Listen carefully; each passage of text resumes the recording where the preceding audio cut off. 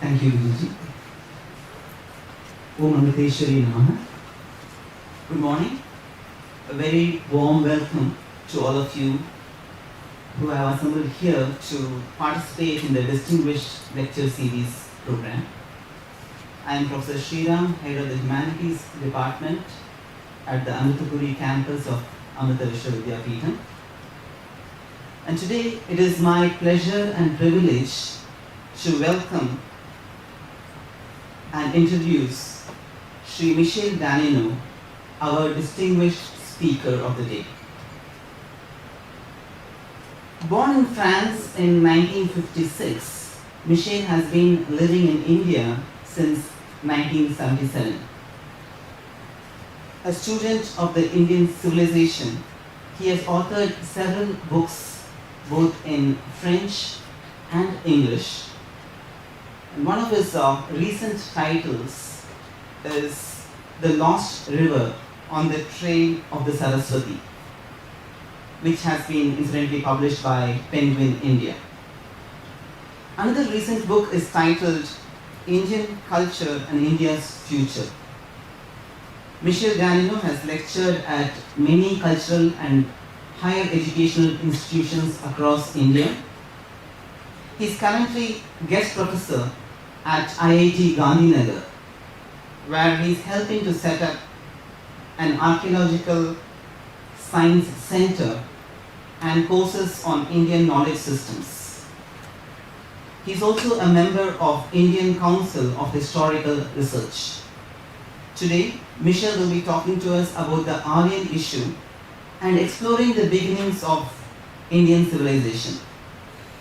This is also the topic of his forthcoming book titled The Dawn of Indian Civilization and the Elusive Aryans. Please give a warm welcome to Sri Michel Danino.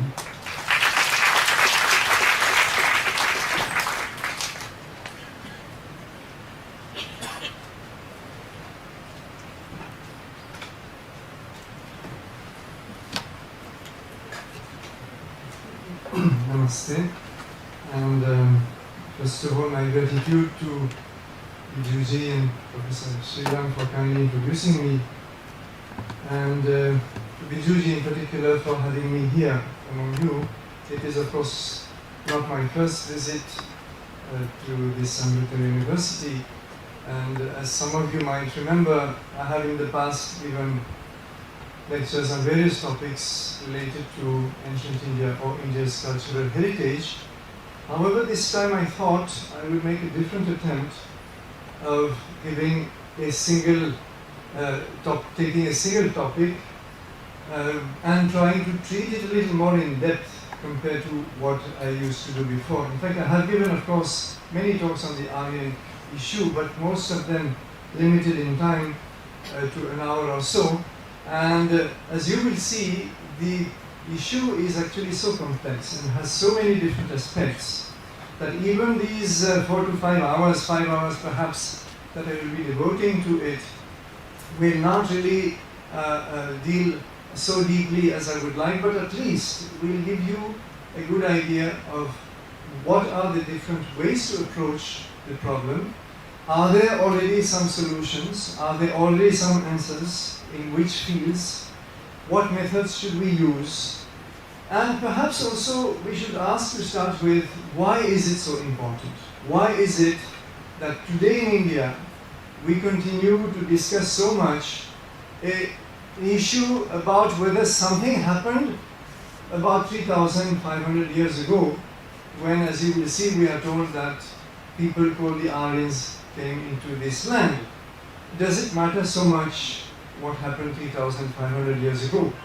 And perhaps this I may immediately offer a small answer in the sense that problems of history, whatever the date may be, are always intimately related to problems of identity. What are we today? For the simple reason that the past never really dies, and it lives with us. We hold the past within us. Whether we have studied history well or not is quite irrelevant in fact, but we carry that past in us, and that is why we find all over the world burning issues of identity, ethnicity, linguistic definitions, and ultimately national definitions, which are intimately related to historical issues, such as the one we are going to explore. So, let me, where is the, can you open the file?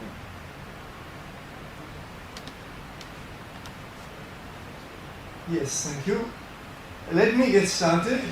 And the map that you have in front of you is a map which we will be working on today and tomorrow from various angles. And this is the arena northwest of the Indian subcontinent, where I will explain a little more, the importance of the rivers that you see. That is, we will come to it. And this is something that is going to be our arena. What happens in this region about 3,500 years ago, and where many things begin. So in a way, I will be talking about the Aryan problem on the way, and this is perhaps one important outcome of this study. On the way, we are going to examine many aspects that are definitely related to the beginnings of Indian civilization. And many of these aspects actually are non-controversial. So we will also have a much better understanding, and this is one assured outcome of this series, of how this whole Indian civilization began, because many people have the most hazy notions about it. And we will also use issues of methodology. What are the wrong ways to study certain issues, and how certain scholars wittingly or unwittingly make big methodological mistakes when they examine such ancient periods.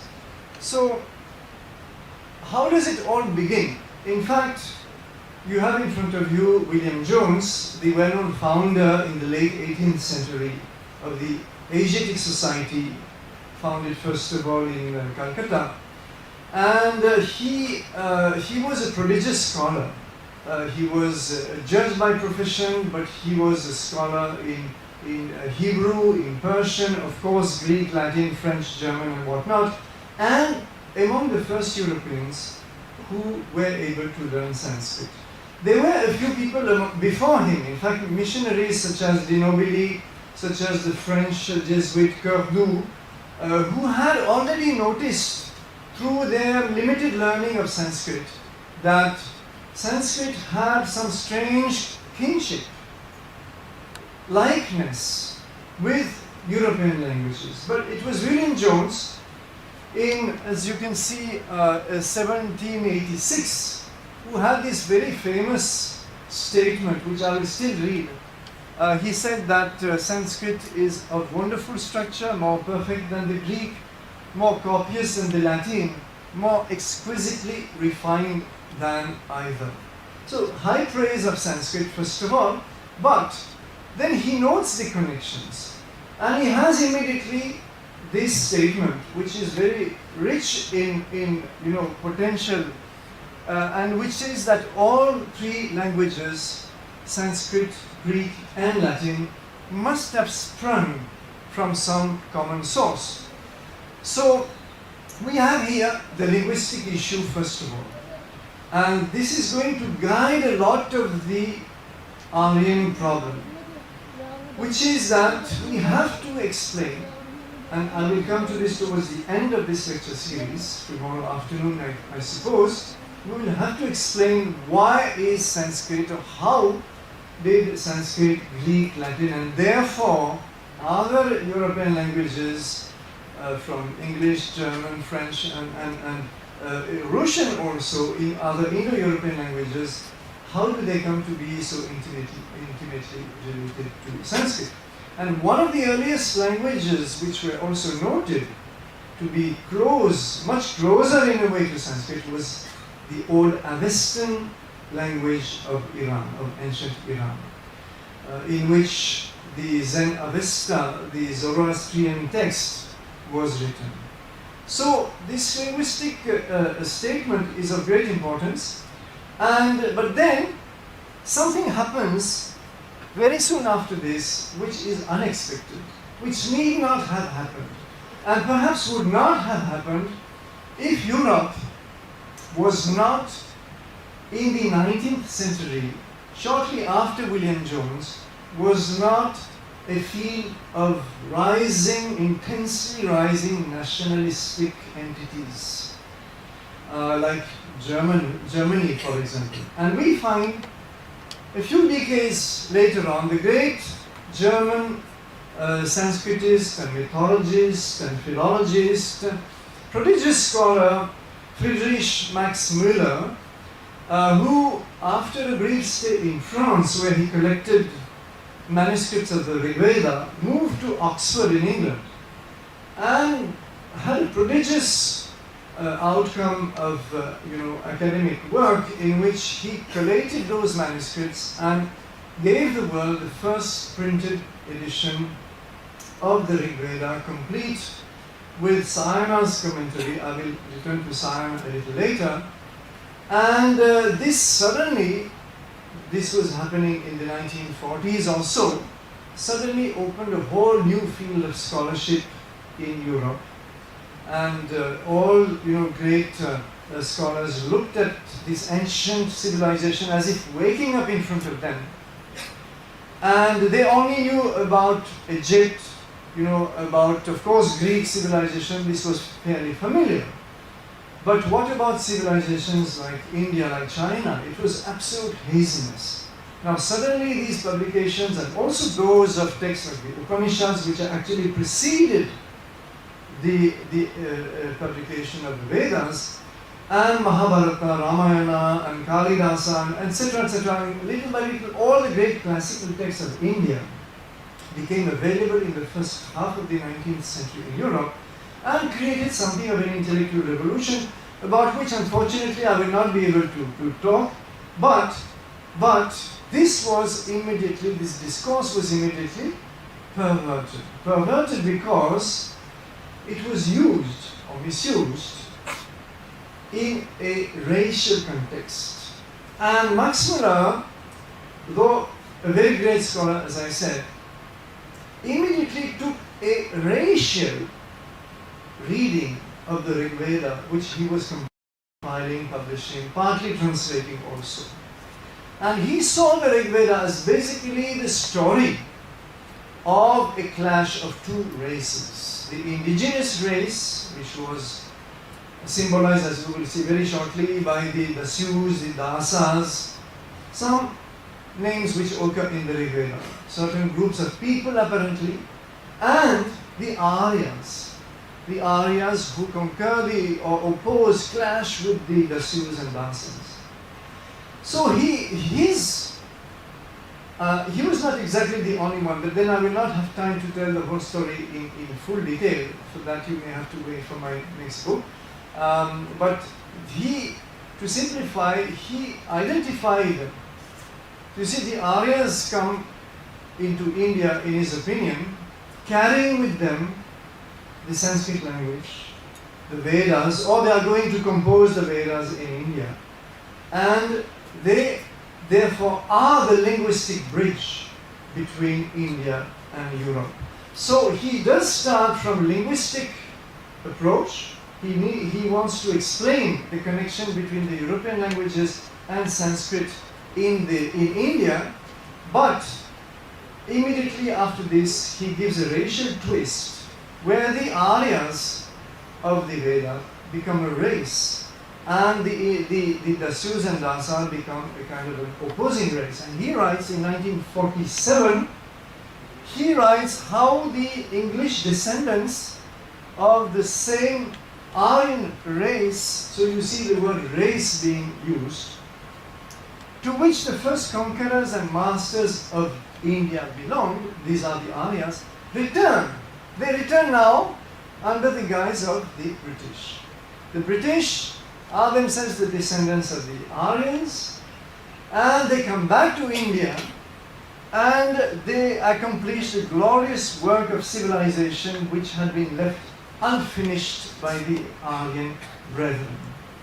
So here we have a very problematic interpretation where from the linguistic problem we have shifted to a problem of race, opposing races, and this interpretation of this racial interpretation of the Veda is now given as a kind of justification for the British conquest of India. And in fact, I will, for lack of time, I will not give you many more quotations, but I could, of how many British scholars will be praising the British conquest of India as nothing more than a new Aryan wave into India. So in a way, here you see the British conquest being justified as the return of the Aryans to, or a second coming of the Aryans to India, and they have to now complete the task of civilizing India, which the original Aryans,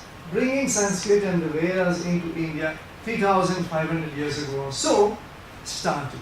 So this is a very, very, very risky interpretation which we will deal with. And this will influence generations of scholars after him who will confuse, and I will return to this a little later, who will confuse the linguistic problem and the racial problem, and they will intermix both in a way which will take decades to unravel, and in a manner which will have tragic consequences in the history of Europe, because the rise of Nazism will be founded on this racial interpretation that there is an Aryan conquering race, it is the master race, Heron folk in India, and therefore it has a right, and sometimes a God-given right, as will be said, to dominate the world. So taken to, of course, an extreme which Max Muller did not wish or anticipate, it will become the Nazi ideology of the 20th century. So you see how sometimes scholarly interpretations or misinterpretations can have huge consequences in the very real world. So now let us have, before we proceed, let us sum up this. Can I have a...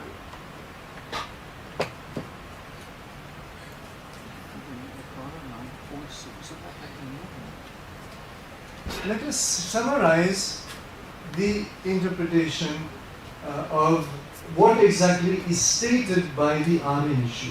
The conventional, orthodox, mainstream manner in which the Aryan invasion or migration is defined. It is that about 1500 BC, you have people speaking Sanskrit entering India and subjugating whatever indigenous populations are there, imposing their language, so Sanskrit will be spreading, and their culture, which is of course the Vedic culture. They will be composing the Rig Veda, the most ancient of the four Vedas, very shortly after their arrival in India. This I'm giving you the conventional theory as it is, and they also the social order, which will become the future caste system, will be also propagated through this invasion. There are two forms today. Initially there was only one. Now we have two forms of the invasion theory. One is still the hard theory which wants the Aryans to have come as a very aggressive, conquering, warring people. And in some views they will be clashing with the Harappan civilization. We will see shortly why. And they will be responsible for the demise of the Indus civilization. This is, let us say, the hard view of the theory. There is a softer view which does not require the Aryans to have come as a conquering, aggressive, warring people. It does not require also the Aryans to have clashed with the Harappans. They may have entered peacefully into India, but the result is the same. They will propagate their Sanskrit language, their Vedic culture, and their social order ultimately. Then, whichever view you take, the Aryans settle down in the Indus and the Saraswati valleys, and by 1200 BC or so, they would have composed the Rig Veda. This is the dates that you find most of the time. And then they will proceed further east. You see, and this is a critical step which is often forgotten. They do not stop there. They continue their movement into India and they penetrate the Gangetic Valley plains further east, cross Yamuna Ganga, and they find huge kind of virgin forest. They find a heavily forested region which they will deforest or clear, at least to some extent, with the help of their superior iron tools. So this is something which you find in still many texts. And then, as I mentioned, this is a direct interpretation from the Rig Veda, which does mention certain people or entities termed the Dasyus or the Dasas. So the Aryans are subjugating them, and therefore they are regarded as the indigenous people. And described, we will see why very shortly, as dark-skinned and stub-nosed. This is the standard scenario still reflected in many textbooks. In fact, let me show you very briefly a few textbooks, and some of you here may remember learning something like that at school. The pictures you see at the bottom are taken from two textbooks used in Tamil Nadu schools in the lower classes, classes 4, 5, 6. And one of them you see in class 4 says it is believed that the earliest inhabitants of India were the Dravidians, who were the people who lived in Mohenjo-daro. So now this is a new piece of information which we are given, you see, that the people who lived in Mohenjo-daro were the Dravidians. Is it true? Is it not true? We will come to that a little later. The Aryans migrated from Central Asia and drove away the Dravidians after fierce battle. Second piece of information given to class 4 students. You can please figure out the psychological impact upon them, that there were fierce battles between these Aryans and these Dravidians. The culture of the Aryans was entirely different from that of the Dravidians. Third piece of information, that there was a cultural clash between the two.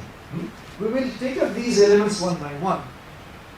If I take quickly some other textbooks, this is from Maharashtra textbooks, class 11. The Indo-Aryans were tall, fair-skinned and handsome. How do they know that they were handsome? I cannot explain it to you, but they were. And they were also tall and fair-skinned. Where is this tallness and fair skin coming from? Simply the 19th century concept propagated in Europe of the Aryan, which as I said, the Nazi ideology will take back and amplify the Aryan as preferably blonde, preferably blue-eyed, preferably tall, etc., etc. We will be given lots of physical characteristics which are lingering in our textbooks till today. This is from West Bengal. The Aborigines, they are not able even to spell the word properly, so we have repeated the spelling as they had it. The Aborigines were black in color, and they got subjected by the white-skinned Aryans or Vedic tribes. So we have now a kind of black and white scenario, you see, where on the one hand you have the black indigenous people and the white Aryans, not only fair-skinned but white, and this is still taught today in our text. Tamil Nadu, class 6, the Aryans would have destroyed these towns, that is to say the Harappan towns, in order to succeed. The heap of bones discovered in Mohenjo-daro is evidence of the invasion of the foreigners. So first of all, the Aryans are foreigners. Number 2, they destroy the Indus cities. Number 3, now there are heaps of skeletons. Now we will have to scrutinize that, whether we do find heaps of skeletons. And let me end it. This is not limited to school, even at university level. Lots of textbooks are still replete with these notions, which we have to scrutinize. Like these textbooks of D.N. Jha of Delhi University, Ancient India in Historical Outline, which has been repeated many times and used in many universities. And D.N. Jha informs us that it is likely that the early Aryans had some consciousness of their distinctive physical appearance. They were generally fair, the indigenous people dark in complexion, so we have again the same contrast of skin color. The color of the skin may have been an important mark of their identity. In other words, the Aryans here are defined in addition by their skin color and therefore their racial features. So you can see how these 19th century concepts of race are still propagated in our textbooks. Whether they are legitimate or not, we will be examining either this afternoon or tomorrow morning, I think tomorrow morning. But then they are still taught, and this is one point I wanted to make. Now, how do we approach this big issue? You see, people rush to many conclusions. They find usually one piece of argument that will raise an objection, and they think that the problem is solved. It is not so simple as that. In fact, to solve the problem, we have to solve every approach to the problem. Otherwise, we have not solved the problem. So the first approach is, of course, the literary. That is to say, we have to look at the text. What does the Rig Veda tell us? Because that is how the problem began. And we have to see whether the Rig Veda justifies the kind of interpretations that have been propagated. Number two, geography. I showed you the map, my very first slide. That map tells us a lot, and I will show you how. Number three, archaeological, because the problem is very simple from an archaeologist's point of view. We are told that the Aryans enter India. They are a new people. They bring a new culture. This is what the textbooks say. Therefore, they would have brought new objects, new type of pots, new forms of art, new objects of daily use, and possibly new weapons, because they are said to have come as conquerors, they are aggressive and so on. And as you will see later, they're said to have come with their horses. In fact, you could see in the images of the Tamil Nadu textbooks which I had kept at the bottom, they come on horseback or they come in horse carts. That also would be traces. So, from an archaeologist's point of view, if the theory is true, we should be able to find some evidence, some relic, some archaeological record of it. This will be the third approach. The fourth is cultural, because we are told that there is a cultural clash, that their culture of the incoming Aryans is clashing with that of the indigenous people. Whether they are Dravidians or not is another issue, but they are coming to impose their culture, Vedic-based culture, on the subcontinent. So we have to examine this, whether there is evidence of such a cultural clash. Fifth is anthropological and genetic, because, once again, if a new people comes into India, then by studying, that is the job of bioanthropology, by studying the skeletons of that period, a little bit before, a little bit after, if possible, we should know whether there is some kind of a discontinuity. And lastly, genetics in recent years has started studying what is known as population genetics, and when it deals with the ancient period, it is also known as archaeogenetics, to try and find whether there is an addition to the Indian gene pool around 1500 BC, which could be traceable to the arrival of a new people. So this is also an important approach. Astronomical, I will explain why, I will not spend time on it now. And finally, I've kept it for the last, the issue that started the whole problem, that we do need to explain this linguistic kinship as part of what is now called the Indo-European family of languages. So this is what I propose to do today, and if time permits, I will even add one or two minor approaches, like evidence from agriculture, from metallurgy, and possibly a few more details, but we will see as we proceed.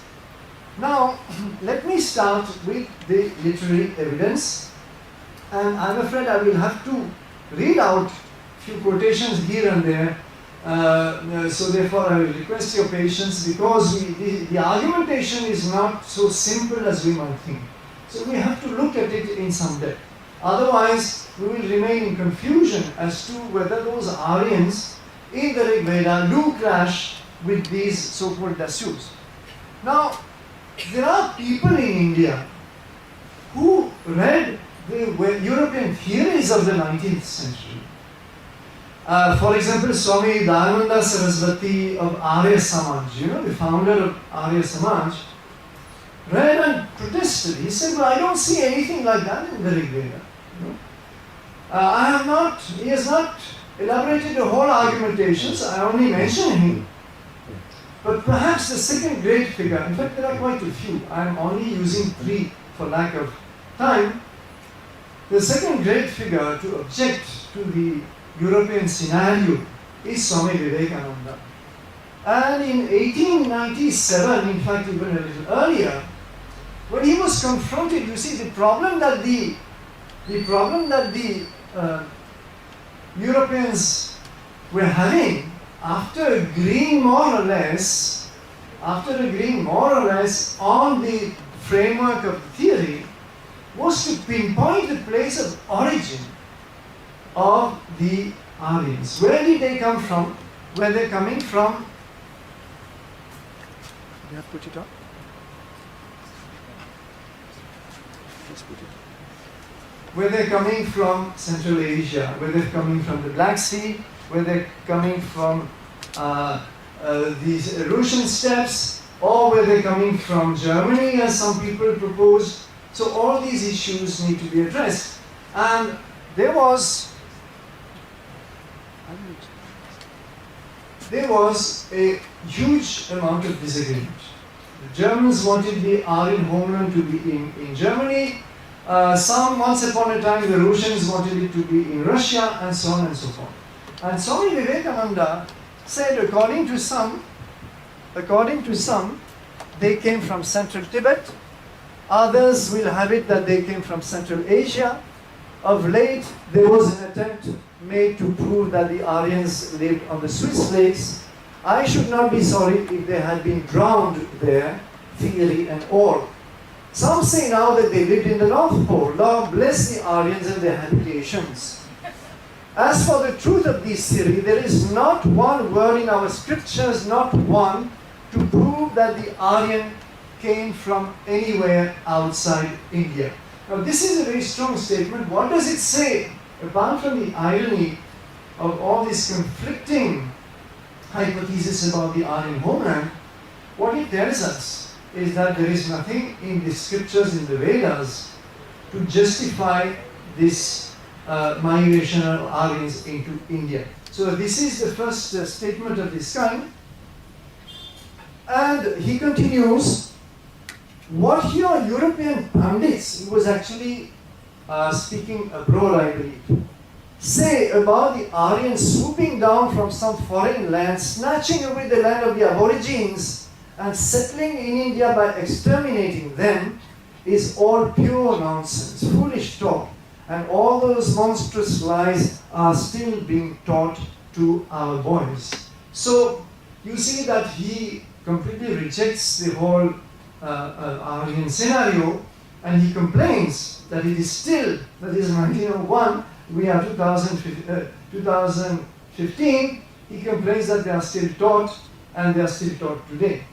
So we haven't progressed much from that point of view, and but then this is the first somewhat well-argued refutation of the Aryan issue, based exclusively on the fact that Rig Veda doesn't justify this interpretation.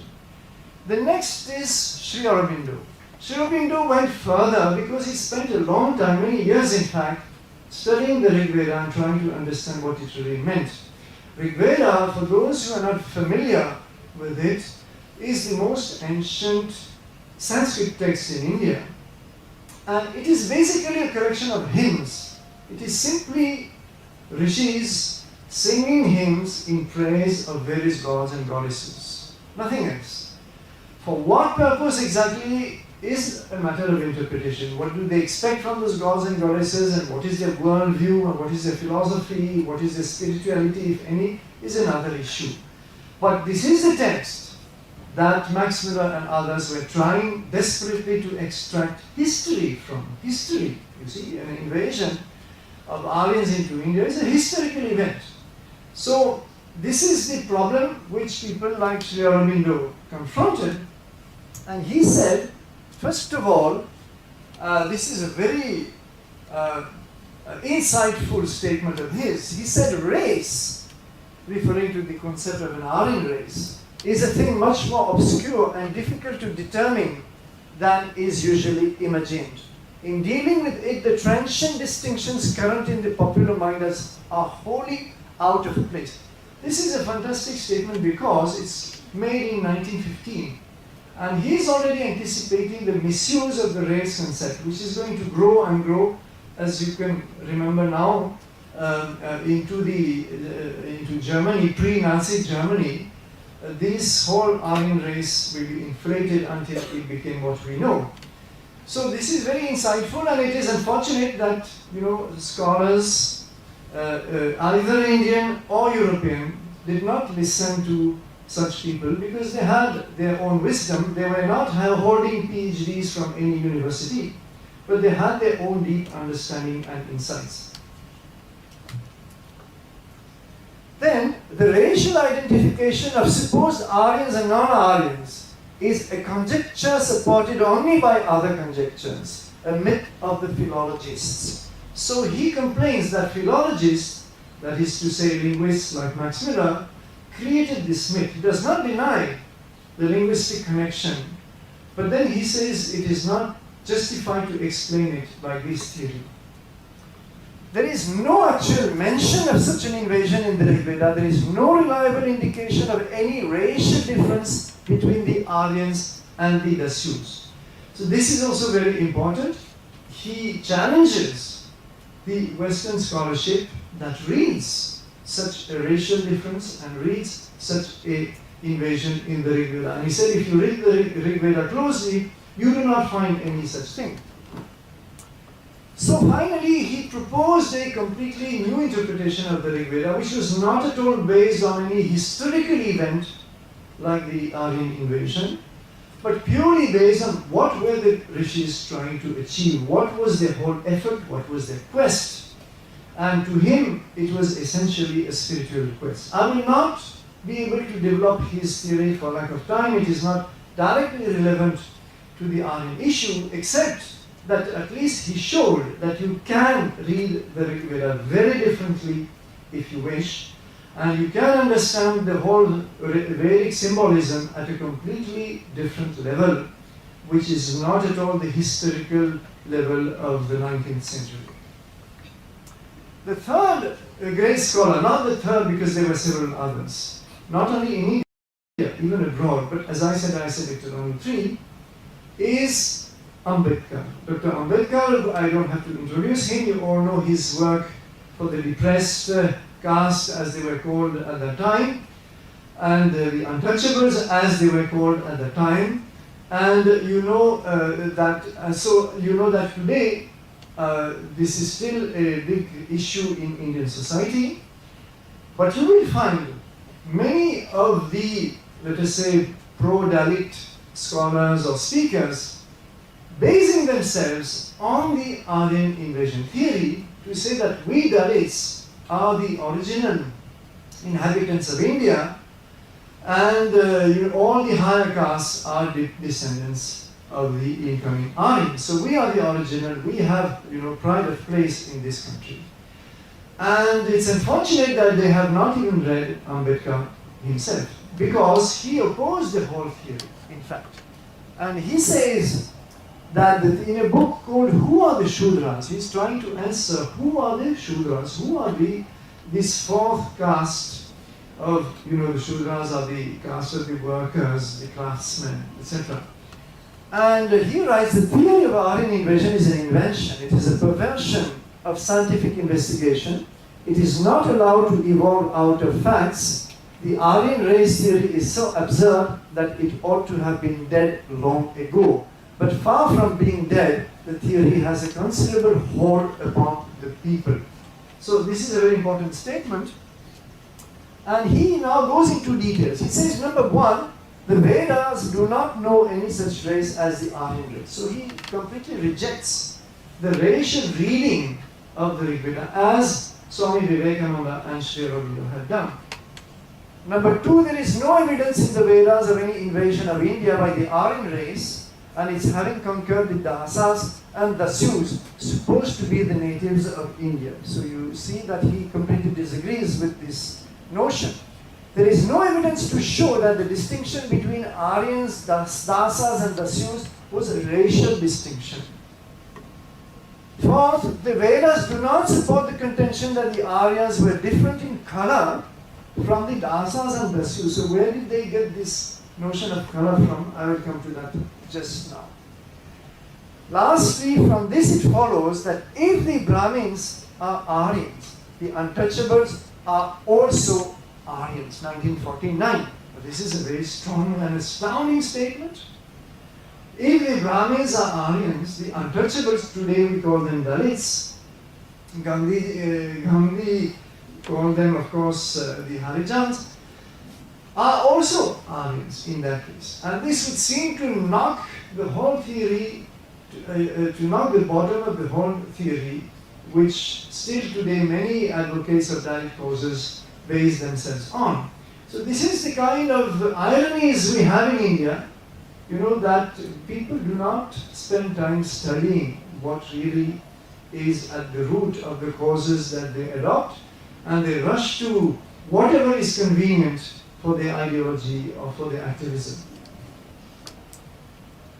Now, about this question of blackness, because we have in the Rig Veda the notion that the Dasyus, the Dasas are associated with darkness or blackness. It is true, there is some association. But the Canadian archaeologist and Indologist George Rossi explains, and he explains that the evidence of the characterizations of Dasas and Dasyus as black is tenuous in the extreme. Even apparently clear indications of historical struggles between dark Aborigines and Arya conquerors turns out to be misleading. The hymns neither use language or race as markers of ethnic affiliation, nor refer explicitly to a home outside South Asia. Instead of such traits, it is adherence to social and religious norms which were required of Aryas. Now this is very important. It tells us that in the Veda, the distinction, and this is a point that actually Sri Aurobindo also made, distinction between Aryas and Dasyus, what makes them different is not race, it is simply a religious or cultural definition, nothing else. About dark skin, these are the terms which are used. Krishna Garbha, Krishna Twat. And these terms, which do come a few times in the Rig Veda, actually means Krishna Garbha means wrapped in darkness. Krishna Twach means a dark envelope. And this is what scholars today agree upon. So what we have is simply the fact that these Dasyus, which are actually regarded as creatures of darkness, they are not black skinned. There is nowhere in the Rig Veda a single statement that the Dasyus had a black skin or that the Aryas had a white skin either. This is a complete fabrication. Or let us say a very free interpretation which will have the tragic consequences that we know. In fact, Sri Aurobindo, if I just mention one aspect of his symbolic interpretation of the Rig Veda, is that one of the important elements of the quest of the Rishis is light. Light, and it comes again and again in the Rig Veda.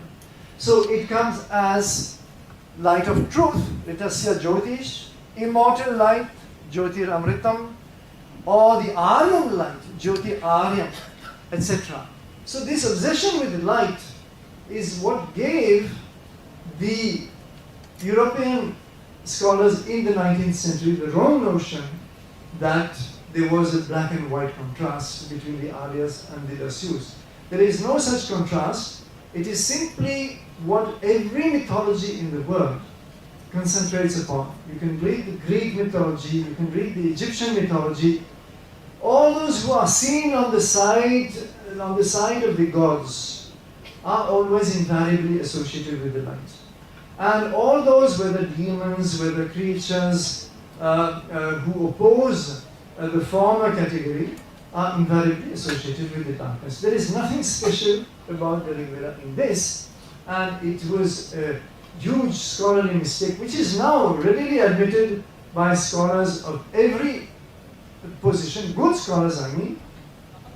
Whatever they stand on the Aryan invasion or migration, they readily accept that this was an abusive interpretation.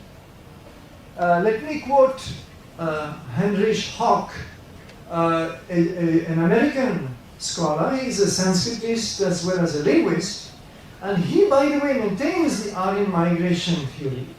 Nevertheless, he is a good scholar, and therefore he knows that those interpretations are illegitimate, and he says, a closer examination suggests an alternative interpretation of the terms black or dark as referring to the dark world of the Dasas, the Sioux, in contrast with the light world of the Aryans.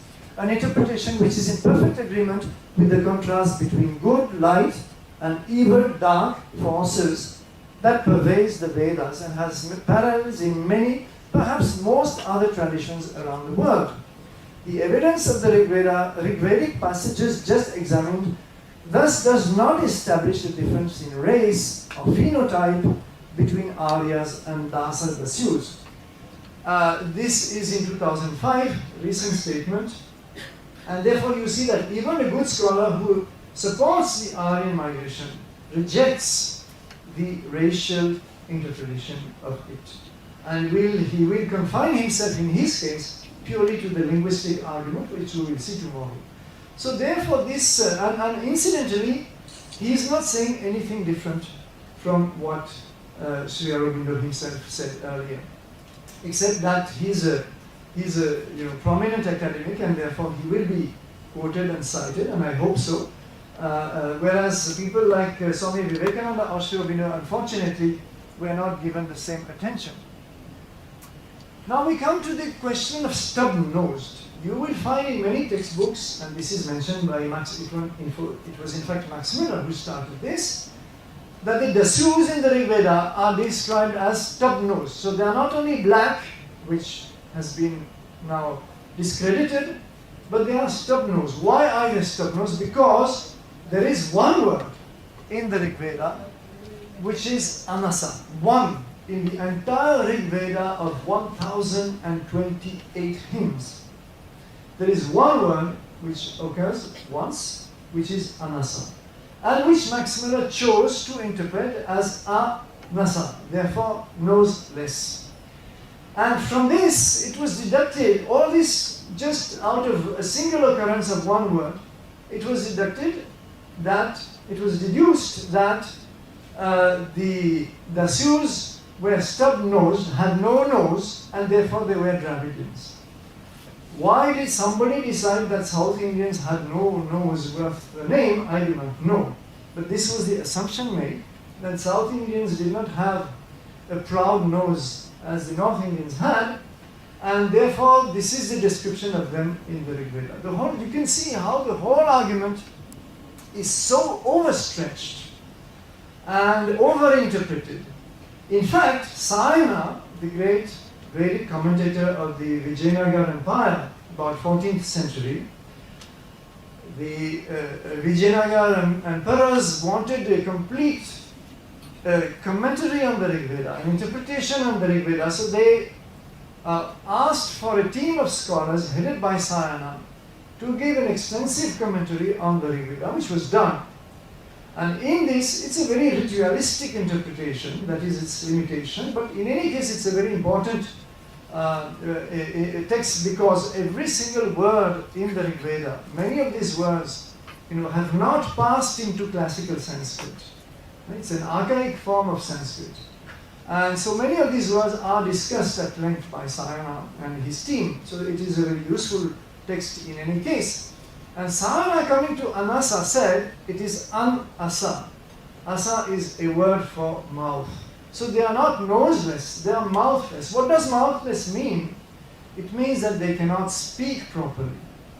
And this is in fact the important, and this is confirmed in many passages in the Rig Veda, and this is what again Hawke points out here.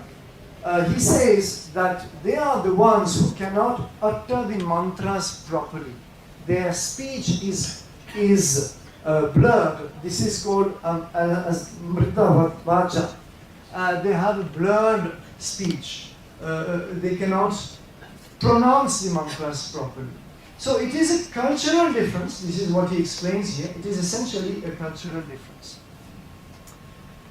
Now there is another point which we will confront when we come especially to archaeology, which is that Indra in Rig Veda is known as Purandara.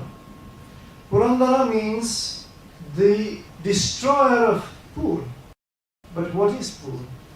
Now, again in the 19th century, it was assumed that Pur meant a fortress, and that the indigenous people had kind of fortresses, forts, or anyway fortified settlements of some kind. And the Aryans came and destroyed this. We will see very shortly how useful this became to another misinterpretation later on. But we have a problem here, that the text, the Rig Veda, does not allow you ever to interpret it in a very obvious and straightforward manner. You can always have the freedom of interpretation.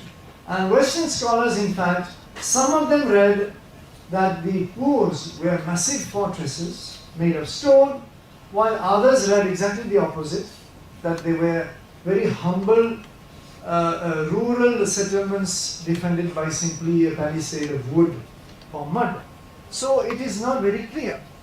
Secondly, the gods, like Agni especially, also the Maruts, sometimes Indra, the goddesses, the rivers like Saraswati, are invoked as Pur. They are themselves Pur. Or they are asked to transform us into Pur. So it is a very strange thought, that a god is praised as a fort or as a fortress, or is asked to turn us into fortresses. Now very clearly there is another more symbolic meaning there, and this is what a number of scholars have understood. Even MacDonald and Keith, at the beginning of the 20th century, the authors of the famous Vedic Index, proposed that it was probably only a metaphorical notion and not something to be taken physically. Georges Erdossi, whom I earlier mentioned, said it is clear that the forts belong to the realm of mythology, while Nicholas Kazanas, a Greek Vedic scholar, said that it is nothing but a supernatural, occult, or magical protective force or field.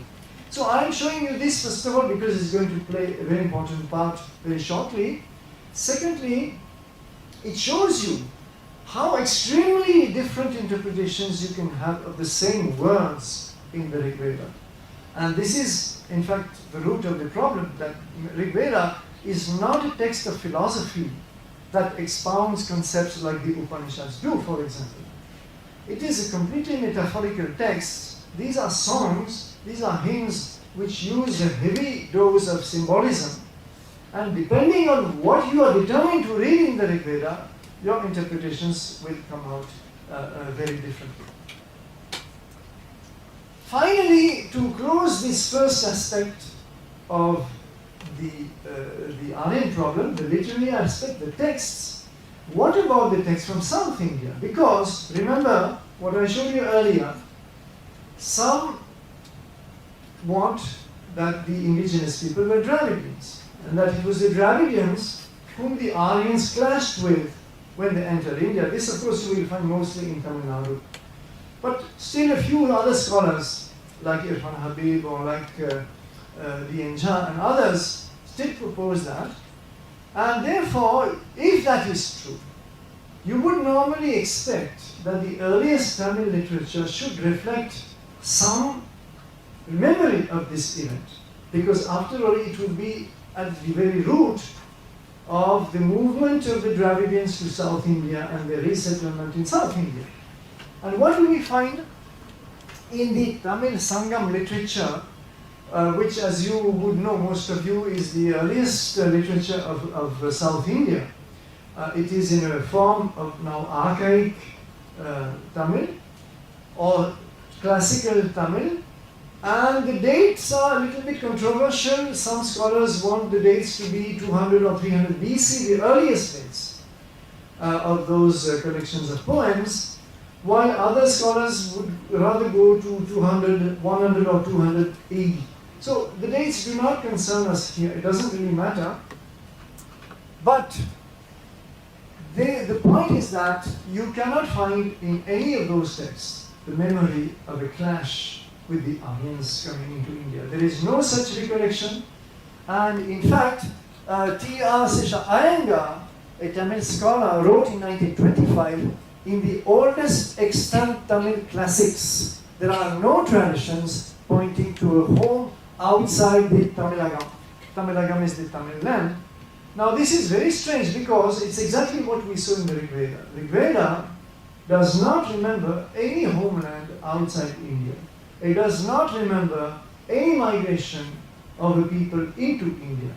And the Tamil literature similarly does not remember any migration of South Indians from the north.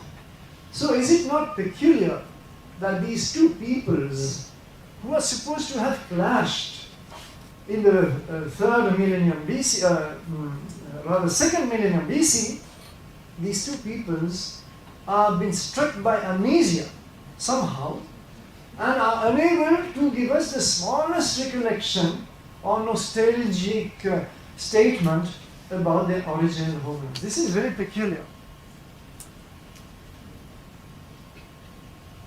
Further, we would expect that the Dravidians would have, if they had been driven south by the incoming Aryans, the normal thing to expect in any kind of cultural clash is that they would have turned to demonizing the culture which drove them out of their homeland. And you would have very hostile statements towards the Vedic gods, goddesses, texts, and so on. This is exactly the opposite which happens. And you find from the earliest layers of the Sangam literature, for example, you take a collection of poems like the Purananuru, which is regarded as among the most ancient, you find exactly the opposite. You find that Vedic gods like Indra, like lots of them, I will mention a few later on, Agni, Shiva, Vishnu, all of them in fact are highly praised. The Vedas themselves are highly praised. The chanting of the Veda is always revered and regarded as very holy. The Vedic sacrifices, the fire rituals, all this is held in the highest respect. And it would be extremely surprising if the Dravidians, or the authors, let us say, the authors of this earliest Tamil literature had come to South India as a result of a major clash with the incoming Aryans. There's something totally unnatural here. So taking the Purananuru, as I mentioned, you have phrases of Shiva, Vishnu, Lakshmi under the name of Thiru, mentions of Indra, Arundhati, the Pandavas, the Kauravas, Rama, Sita, the whole of North Indian or Vedic as well as late Vedic and epic culture, epic meanings of course Mahabharata and Ramayana, seems to have traveled to the south, but not at all in any conflictual context. Quite the opposite, in a context of great admiration, great enthusiasm, and a desire to assimilate it.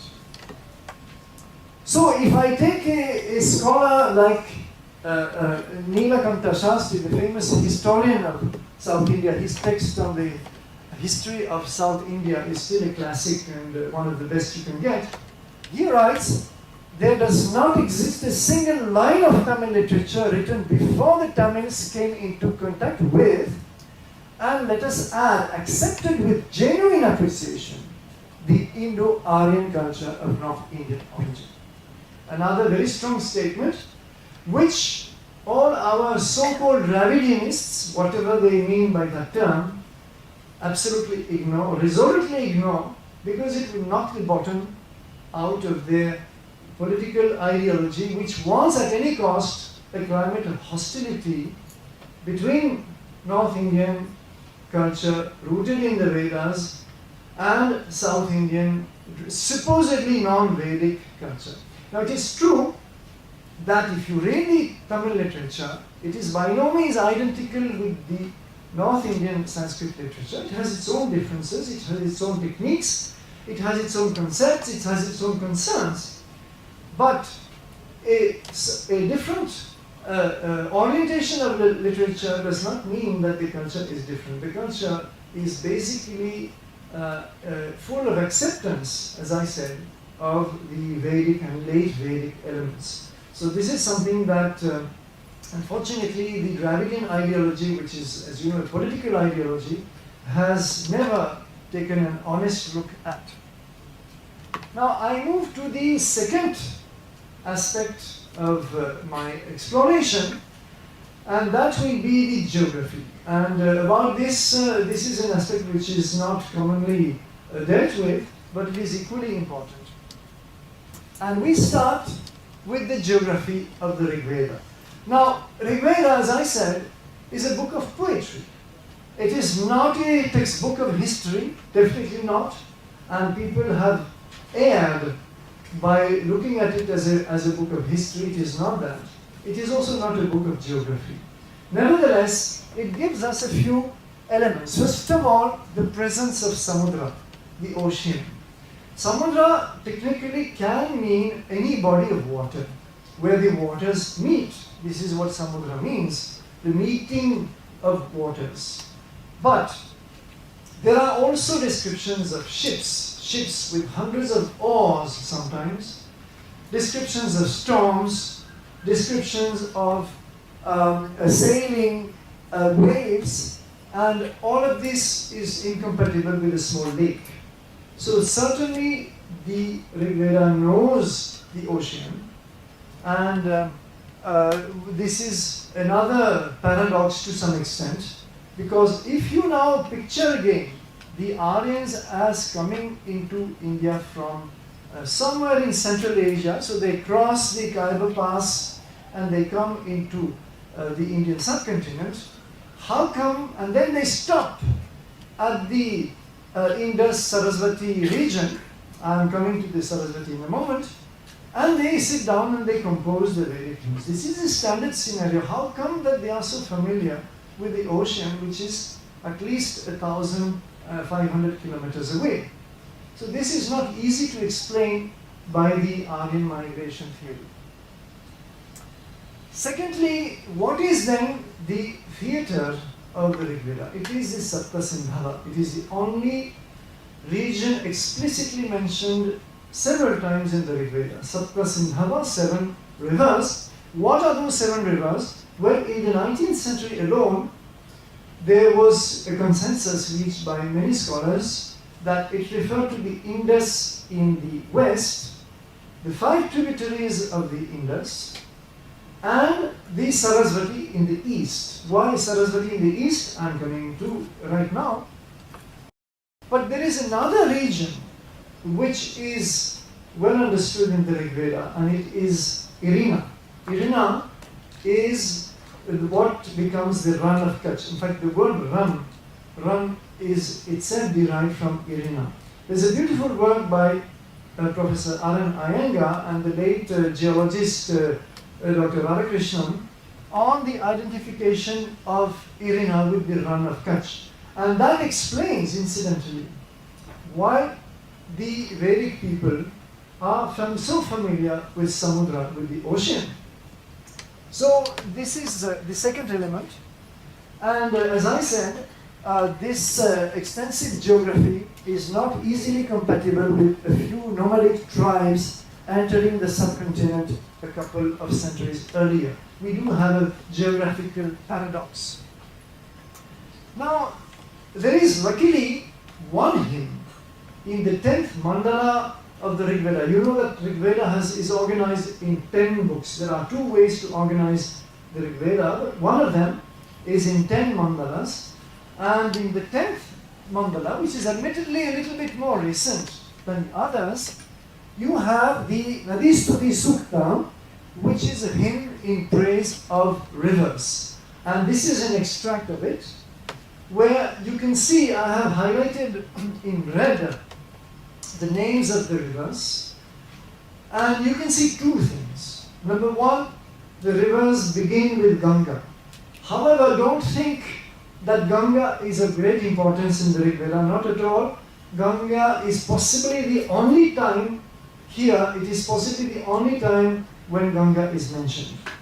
It is a river of no particular importance in the Rig Veda. It is obviously on the borderline, the eastern borderline of the Vedic world. Then we move to Yamuna, Gange, Yamuna, Saraswati. Now Saraswati comes in. Shutudri is nothing but Satluj. Shutudri in the Veda becomes Shatadru in the Mahabharata. And from Shatadru we have the etymology going on to Satluj and so on.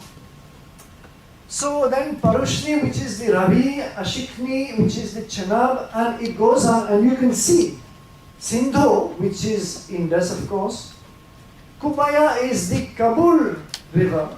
In fact, the word Kabul, the name Kabul comes from Kubaya. Gomatim is the Gomal river. Krumum is the Kumal, and so on.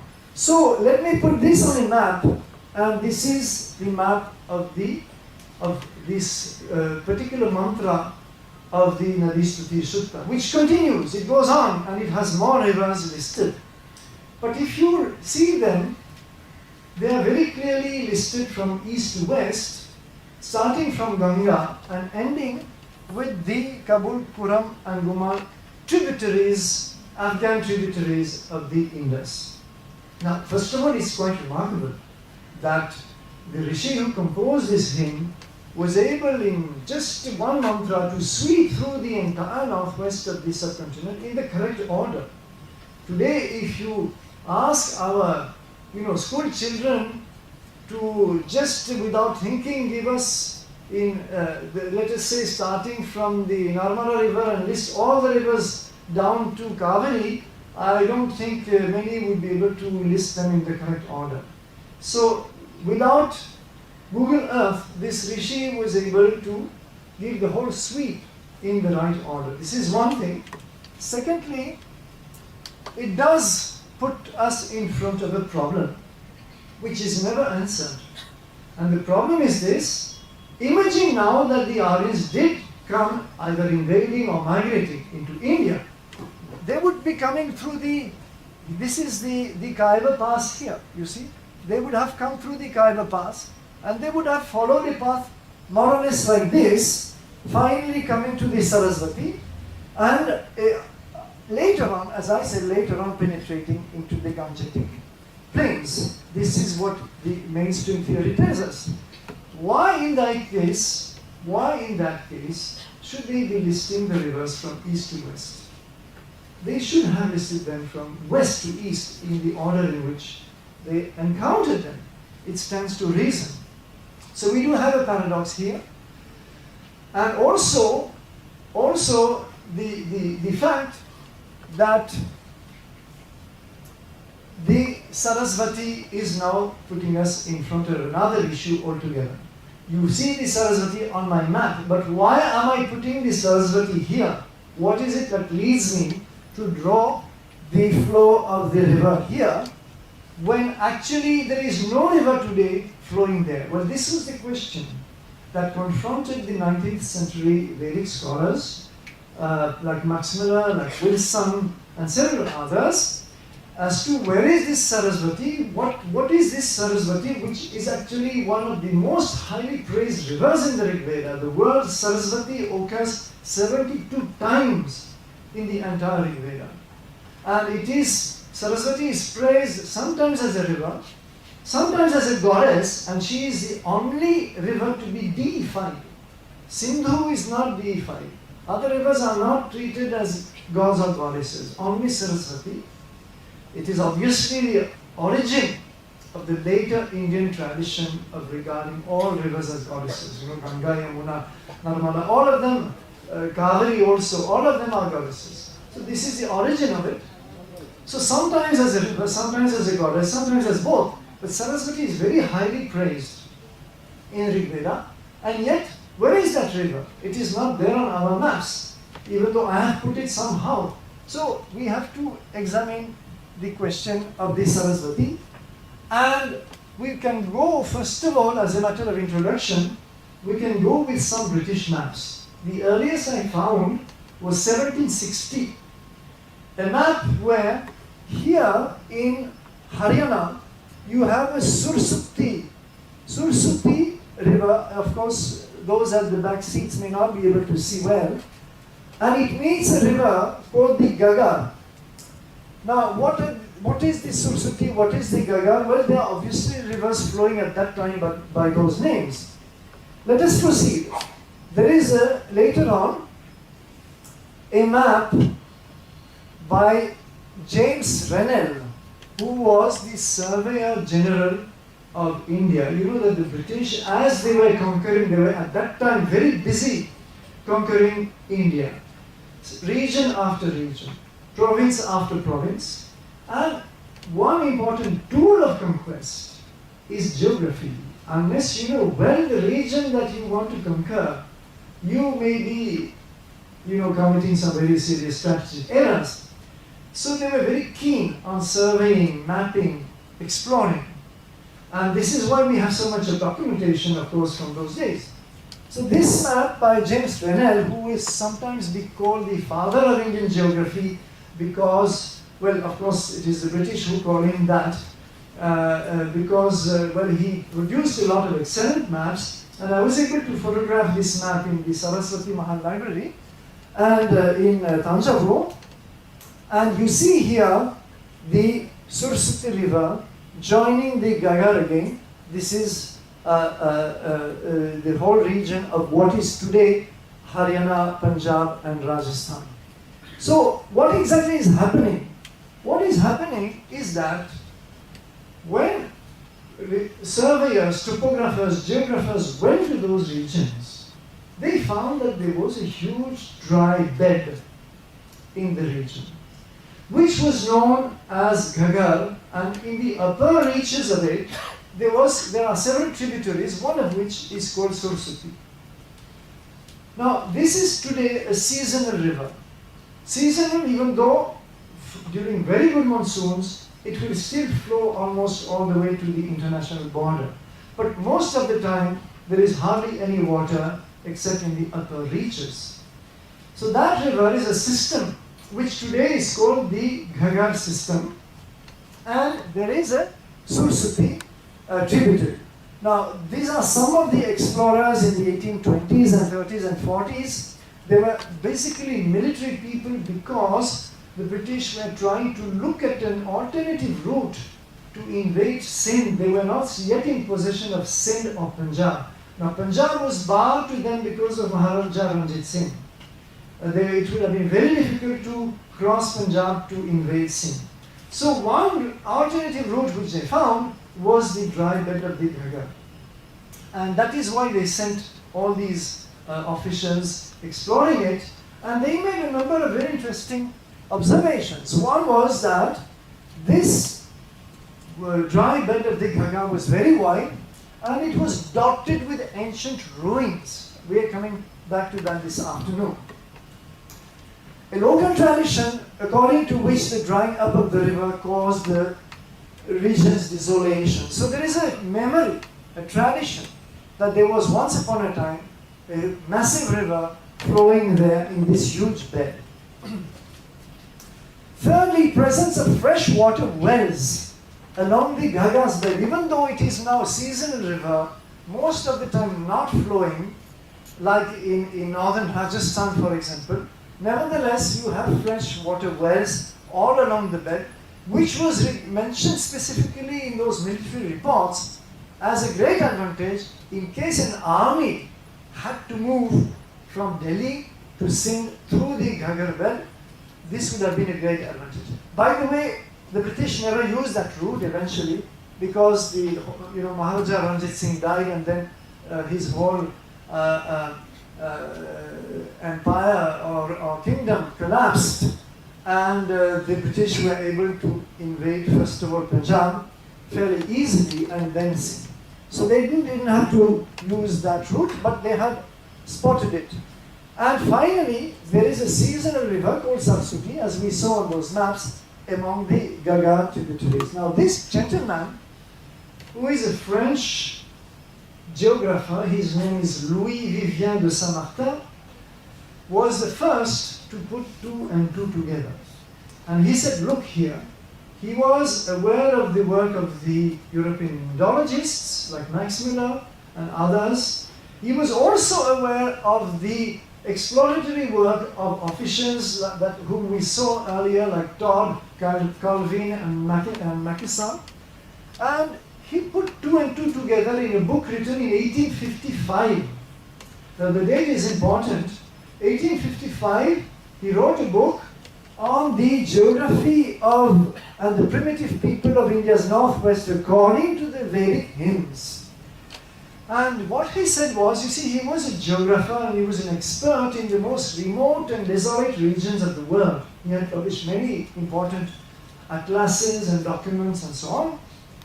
And he said, look here, we have the hymns that tell us that there is a Saraswati between Yamuna and Satluj. Please remember the Nadistuti Sukta, Gange, Yamuna, Saraswati Shutudri, right? So Saraswati comes between Yamuna and Satluj. And at the same time, he found that there is there a dry bed of the Gaga with a tributary which is called Saraswati, which is obviously a corruption of Saraswati. There is no dispute about that. So he said, obviously, this bed of the Gaga, whose extension into Pakistan, by the way, is known as the Hakra, this bed is nothing but the relic of the ancient Saraswati. And he published his result in 1855, which was widely accepted almost immediately by all the Western Indologists. And they had no problem whatsoever accepting that this Gaga was the Saraswati of the Vedic texts. Now this is important because even today our very ignorant media in India continues to propagate theories that Saraswati is not located, we have to search for the Saraswati, finding the Saraswati and so on and so forth. But the whole identification of the river was done and completed in the 19th century. And in fact, you can see this reflected in many other maps, like 1862 in a book of history of India by Henry Beveridge. You can see here, I have blown up this area, you can see the same Saraswati as a tributary of the Gaga. Then it becomes explicitly the Saraswati in Alexander Cunningham's book of 1878. Alexander Cunningham, for those who don't know, was the founder of the Archaeological Survey of India, very solid scholar, expert in the ancient geography of India. In fact, that is the title of his book. And though a very hard-working explorer of India's archaeological sites, I mean, the Archaeological Survey of India is very much, in many ways, his own creation, and with his own contributions, and here he spots this Saraswati as a tributary of the Gargara, so the Gaga River. This continues, this is a French book, 1881, where you have the Saraswati and the Gaga bracketed together, so the identification between the two is quite clear. This is C.F. Oldham, who was a surgeon, major in the Indian Army, and he, in 1883, he wrote a paper studying the whole course of the Saraswati from the Shivalik hills here. You cannot see, I should have written here, this is Saraswati, and this is the Gagar, which continues as Hakra and continues all the way to the run of Kutch here. And so therefore, a long, very long bed of a vanished river. And he writes, by the way, he writes that although the river below the confluence with the Gagar is marked in our maps as Gagar, it was formerly the Sarasvati. That name is still known amongst the people. He's using the local tradition of this name of the Sarasvati present as a tributary of the Gagar. So this in 1883, there is no question of searching for the Sarasvati today, as you can see. And this is later on accepted by almost every Indologist. But then the story is much more interesting than this. It is not just in the Rig Veda that the Sarasvati is mentioned, it is also in all the post-Vedic literature. For example, in the commentaries known as the Brahmanas. Brahmanas are commentaries on the Vedas, which are probably of the same age as the Upanishads, more or less. And the Brahmanas also mention the Sarasvati. However, there is one huge difference between Rig Veda and the Brahmanas. In Rig Veda, the Sarasvati is unbroken from the mountain to the sea. Giribhya a samudrat. The Sarasvati flows from the mountain to the sea in the Rig Veda. Whereas in the Brahmanas, the Sarasvati is broken up. It disappears at a certain point, and that point is called, as you can see here, Vinashana. Vinashana, of course, means disappearance, loss. It is also called Adarshana, and it shows that something has happened to this river. It has broken up at a certain point, and that disappearance is recorded in the literature. And the later the literature, the more to the east this point of Vinashana has moved. So the river keeps as if receding from stage to stage. In Mahabharata, and this is a map prepared by Jean Filiosa, the great French Indologist.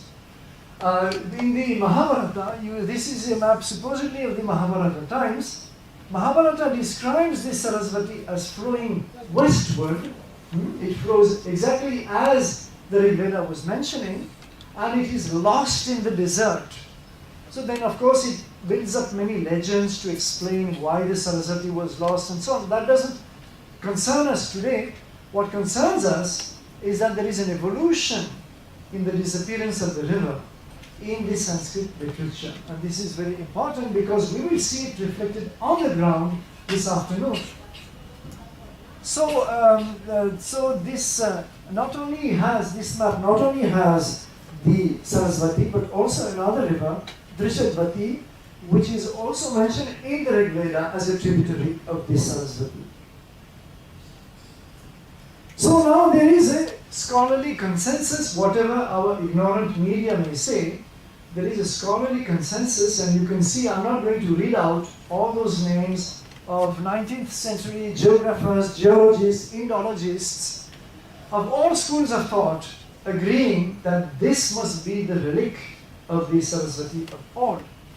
And on the other hand, archaeologists whom we are going to meet this afternoon, but before, well, maybe in that case I should stop here. It is 15 past 12.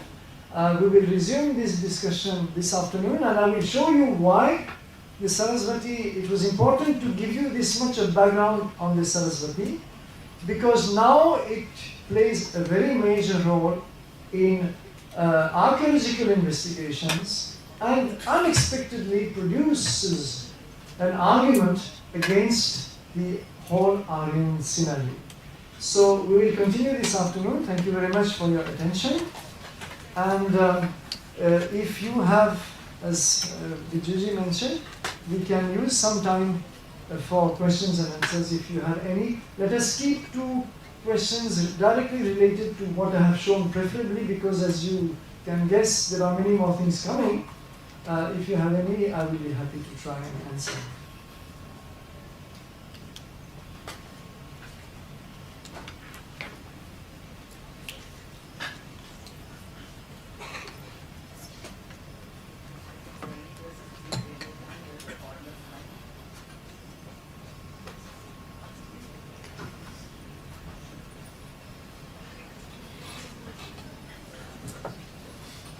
Good afternoon, sir. My name is Gopi Krishnan. I have something to ask you.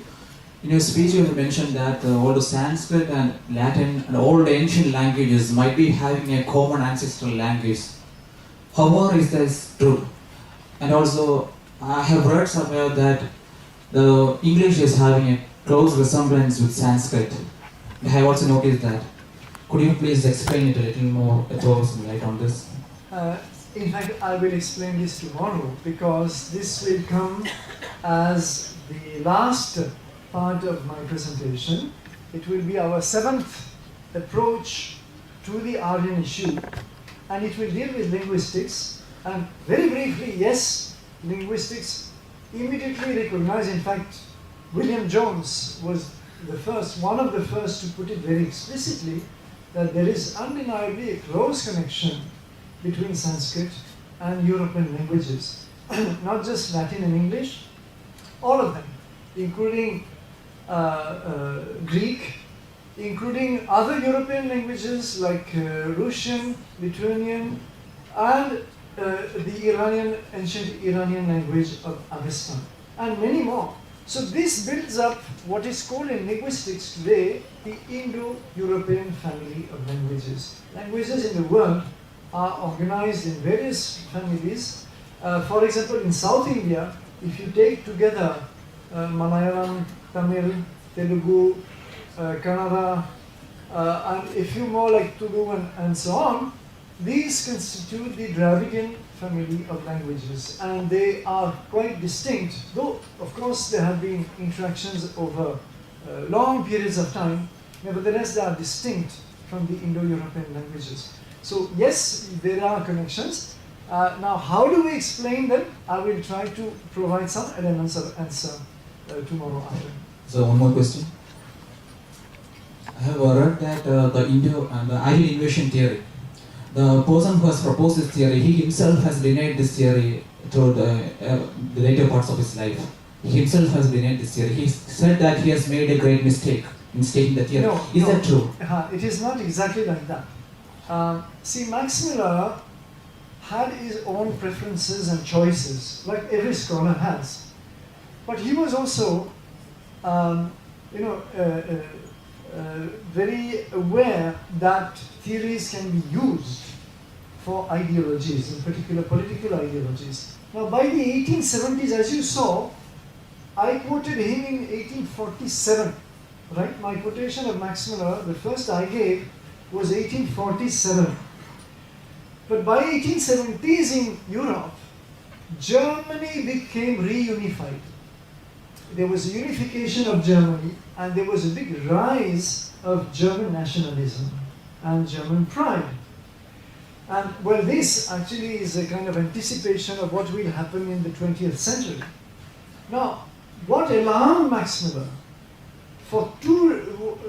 was that he found that the rise of German nationalism was using the Aryan theory and claiming that German was the language closest to Sanskrit, and the German people were the people closest to the origin Aryans. And therefore there was a kind of pride, Aryan pride among the Germans in claiming that ancestorship.